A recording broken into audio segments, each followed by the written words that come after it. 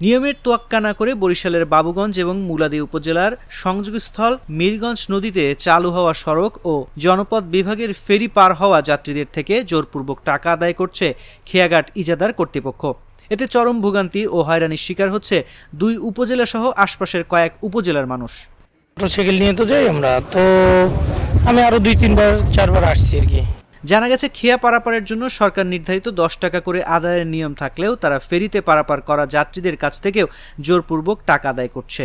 কাছ থেকে এখন এটা কাজে লাগবে 10 টাকা, আর ওখানে ঘাটে নেবে 15 টাকা, মোট 25 টাকা নেবে।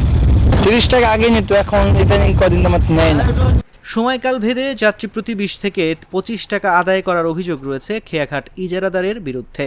আপনাদের কাছে বলতেছি যে সরকার এই ঘাটটায় 2টা ডাক দিছে, 2টা কার্ডের জন্য এই সমস্যা। একটা কার্ড উড়ে নিলে তাহলে এই টাকাটার কেউ নেবে না, আর যে ডাকও হবে না। মঙ্গলবার সরেজমিনে মিরগঞ্জ ফেরিঘাটে দেখা যায় বাবুগঞ্জ মুলাদী উপজেলা ছাড়াও হিজলা মেহেন্দিগঞ্জ উপজেলার মানুষ জীবন জীবিকার তাগিদে এই নদী পার হন। আর এই সুযোগকে কাজে লাগিয়ে খেয়াঘাট ইজারাদার কর্তৃপক্ষ মুলাদী প্রান্তে টেবিল চেয়ার বসিয়ে ফেরি ব্যবহার করে পারাপার হওয়া যানবাহন নিয়ে আসা যাত্রী ও সাধারণ যাত্রীদের থেকে টাকা আদায় করছে। কেউ টাকা দিতে না চাইলে তার সঙ্গে খারাপ ব্যবহার করছে।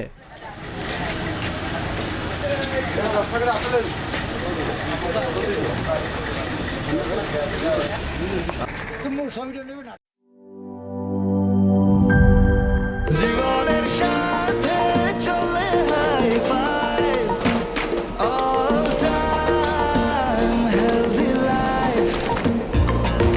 জার্নিতে স্বাস্থ্যকর all time family cake, all time healthy life.